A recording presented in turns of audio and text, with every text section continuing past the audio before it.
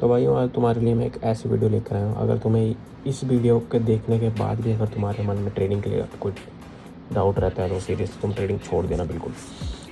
आज हम जानेंगे सेशन ट्रेडिंग के बारे में। सेशन ट्रेडिंग मतलब जिसमें 3 सेशन होते हैं basically, Asia session, London session और न्यूयॉर्क सेशन। एशिया सेशन में होता है जो टाइमिंग होती है थ्रू आउट देयर सेम रहती है 5:30 AM से लेकर 2:30 AM तक। और जो लंदन सेशन होता है दूसरा, उसमें 2 टाइमिंग होती है। समर में होती है 12:30 PM से लेकर 9:30 PM, और जो विंटर में होती है 1:30 PM से लेकर 10:30 PM तक।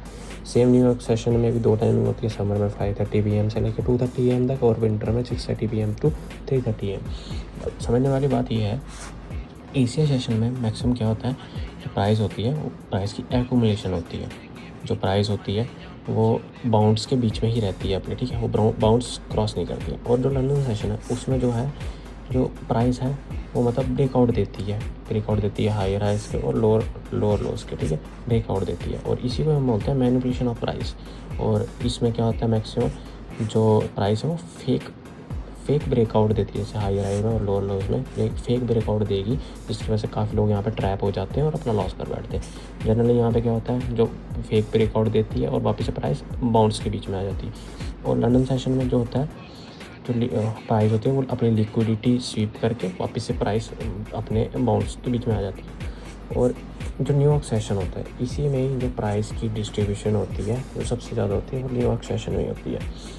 जब जो जिसको कहते हैं ट्रेंडिंग प्राइस जो रहती है वो थ्रू आउट मतलब न्यूयॉर्क सेशन में होती है, जिसमें मतलब बुलिश सिनेरियो भी होगा चाहे या बेरिश सिनेरियो हो गया। जब समझ लो बुलिश सिनेरियो में प्राइस अप जा रही है डाउन जा रही है, तो सब प्राइस डिस्ट्रीब्यूशन होगी न्यूयॉर्क सेशन में ही होगी।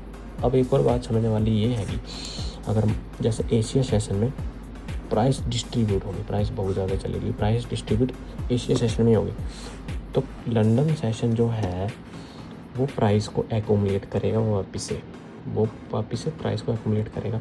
और जो न्यूयॉर्क सेशन है वही प्राइस को मैनिपुलेट करेगा वापस से, और वही प्राइस को वापस से डिस्ट्रीब्यूट करेगा, ठीक है।